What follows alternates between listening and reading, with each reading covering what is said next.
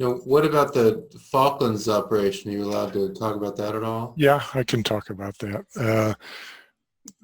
We were going to bail out the British. The British were really stretched, seriously stretched, to try to get down to the Falklands and effect a combat operation against the Argentines.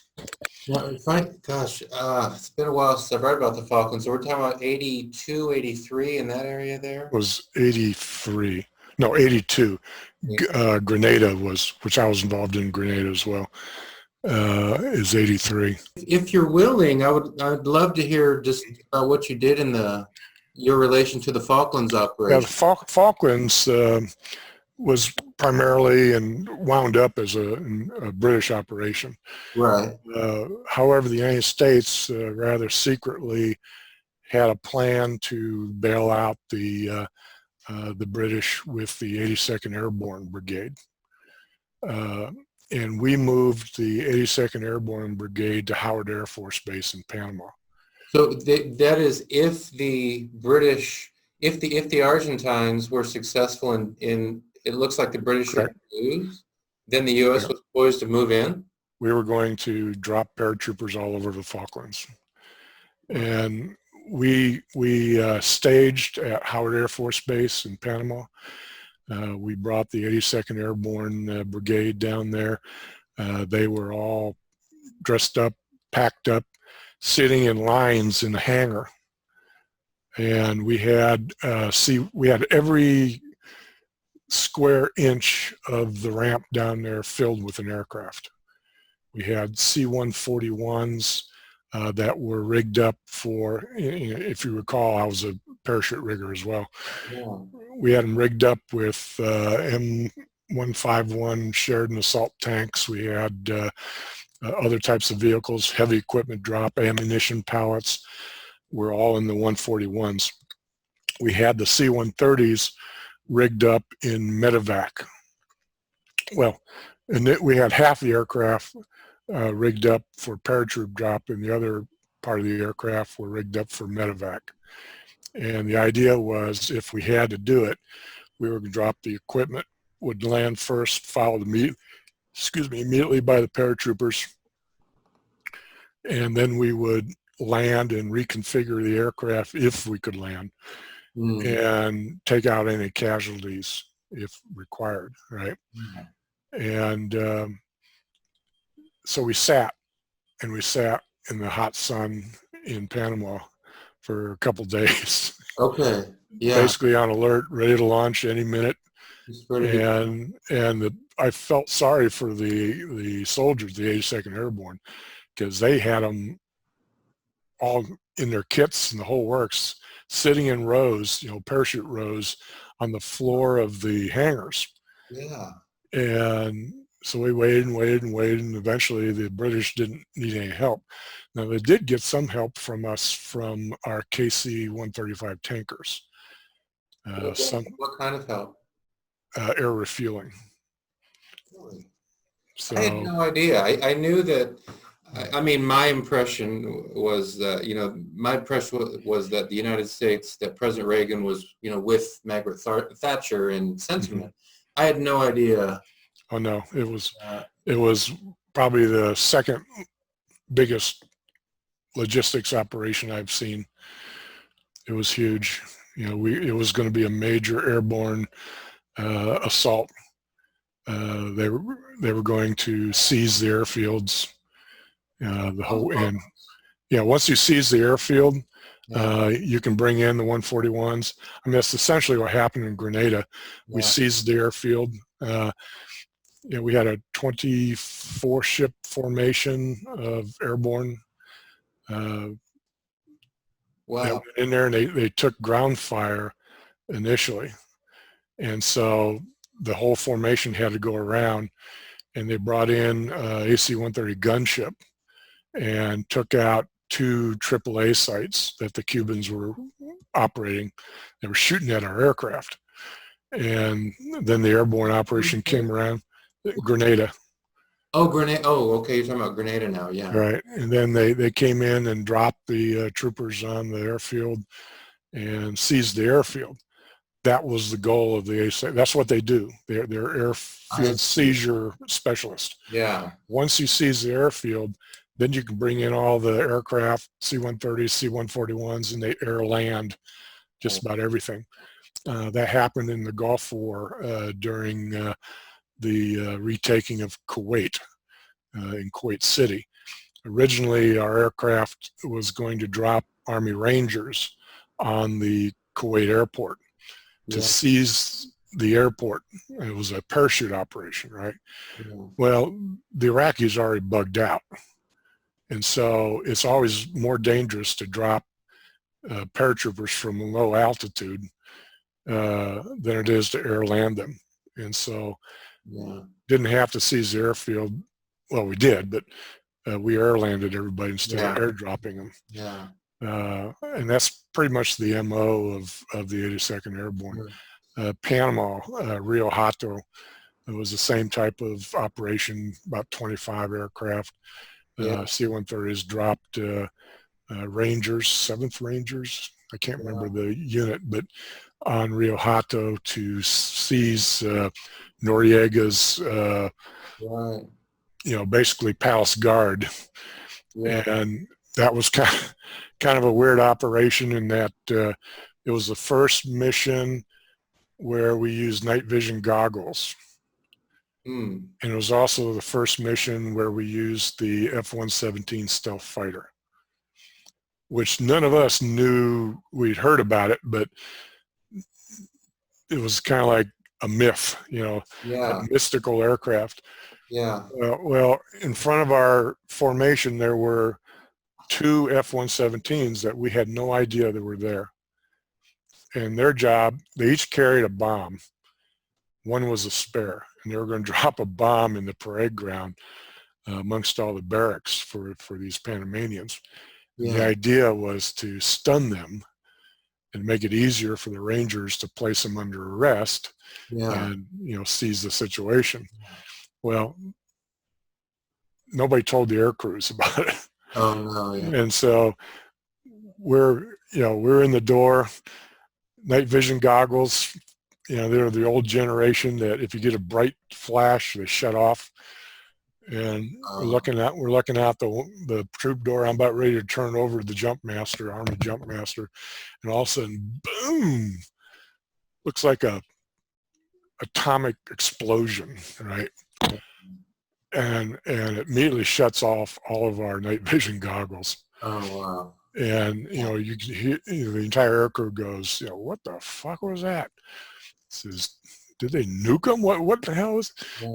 Well, they were too far out in front of us, and they dropped their bomb, and they woke up the Panamanians, who came out in their skivvies with their guns. And by the time the C-130 formation came over to airdrop the Army Rangers, they were shooting our airplanes full of holes.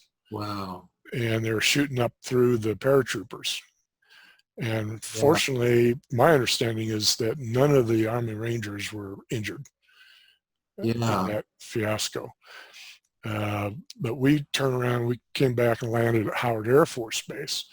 And we had the landing lights that were still in the wells. And you could see fuel pouring out of the wings. Wow. And I was standing on a metal armored plate near one of the troop doors, and I could feel a round come up and hit the bottom of the plate. Wow. Actually came up through the fuselage and hit the bottom of the plate. But we wound up having to patch all the holes in the aircraft with stuff. This pink stuff looks like bubble gum almost. And the crew chief was up there on a ladder plugging all these holes where the fuel was leaking out. C-130 has what they call a wet wing. It doesn't have fuel tanks, okay, as you think of them. It has a wet wing. The wing itself is the tank. And it has this stuff called blue foam in there. So as the fuel is being used, the foam expands into the airspace. So if you take a round up through that cavity, you're not going to blow your wing off. Right. Yeah. Get a little fizzle. So, but since it's a hollow wing, the fuel was just pouring out of our aircraft. So, Oh, wow. Jeez. there's all kinds of Panama you're describing here. Panama. Yeah. And you dropped the guys because I've interviewed one of these Rangers who got dropped into the airport, and he's in a firefight pretty much right away. Yeah, they were. They were. I mean, they were out there shooting at them coming down in the parachutes. Yeah, that's what he said. And had that not happened, they probably would, knowing the Panamanians, they'd be asleep in their beds. Yeah. They hadn't used it long. So just to wrap this up, then, so you're involved in the in the dropping these forces into Panama, dropping forces into Grenada, getting forces into Kuwait, right? You don't have to, in that case, you don't have to parachute. Right. So you have those three cases. We talked about Jonestown, where you actually getting A this big airborne operation in Haiti also. Hey, so same thing involved in. Yeah, we took off out of two areas. One was Cherry Point, and the other one was Fort Bragg in Fayetteville. And I don't know, we had a total of somewhere around 185 aircraft, I guess.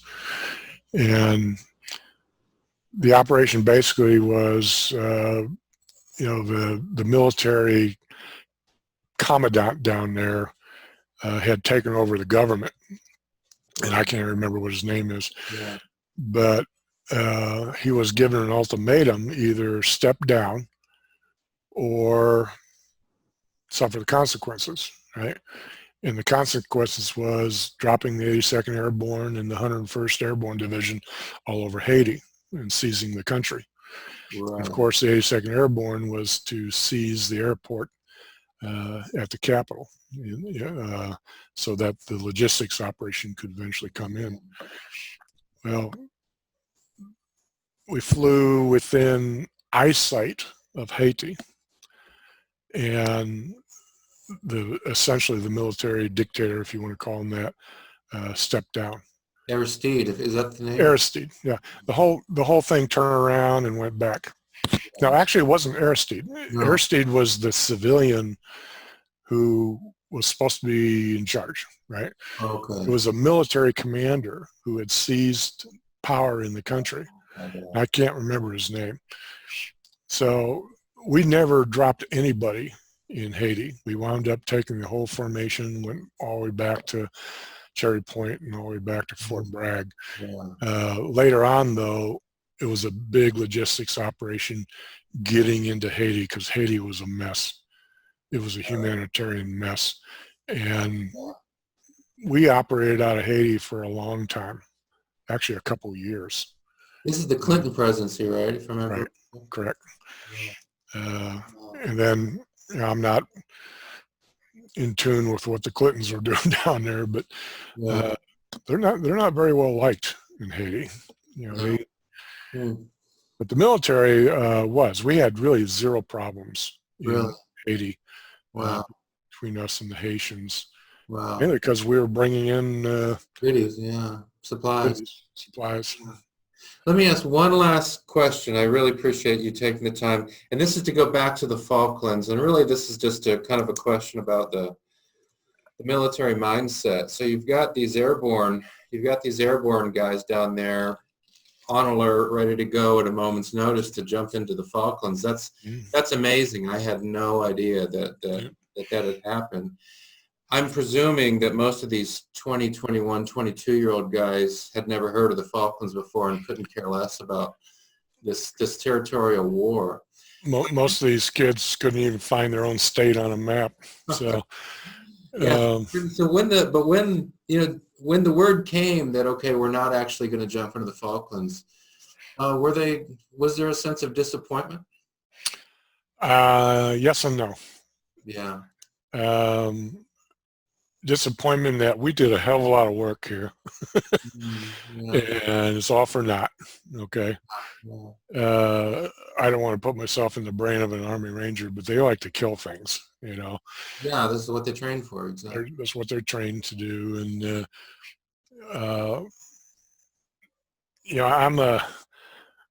I'm a chair of a graduate school here, and I live kind of a serene life, but most of my 27 years was a huge adrenaline pump. Yeah, And one of the hardest things I had to do in my life was to step down my adrenaline junkiness that's right. from my military career to corporate world and then to academia, right? Yeah, I yeah, still have a problem with that today. Every time I see an operation going on somewhere in the world, I have a little more insight into what's going on because of my experience. yeah, But the adrenaline starts going, and then I have to. My wife calms me down, But yeah, yeah, yeah, most of these kids were a little disappointed. I can tell you that they sat out there in the hot sun for a couple days in this hot, steamy hangar, dressed up in all their gear and their weapons and parachutes and the whole works. And they were a combination of disappointment and I want to go home. yeah. I hear that. You know, Yeah, so yeah, I can tell you that I don't care if you're in the Army, Air Force, Marine Corps. Uh, you never want to get into, and this might be unique to the U.S. military. yeah, You never want to get into a conflict if you don't have to. Okay, yeah, and we expect. I know I did. I expected my government, my civilian leaders, to use us as a last resort when everything else fails. yeah, And um, over the years, I've been pretty confident sometimes that was the case, and not confident in other times that was the case.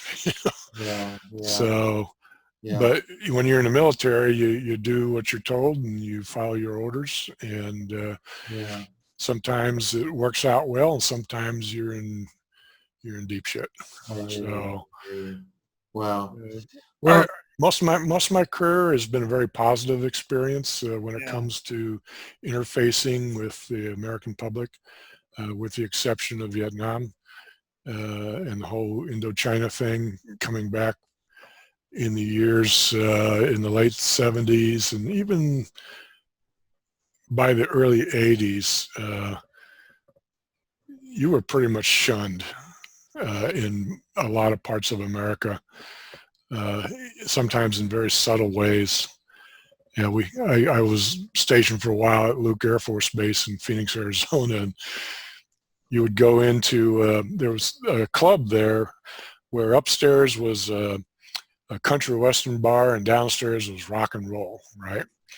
And we wound up having to basically drink our beer and hang out and meet girls in the country western bar, because if we would go down there into the rock and roll bar, with our short haircuts and obviously military city in Phoenix, Arizona there, we were almost attacked, just wow. verbally, sometimes even physically. Some of our people were attacked because of residual hard feelings over the Vietnam War. This is And in the early 80s. yeah, late 70s, early 80s, right? Yeah, So it was, but that changed, you yeah, know. And it's a whole different world today. I mean, the military is held pretty much in very high esteem by a yeah. lot of people, most people.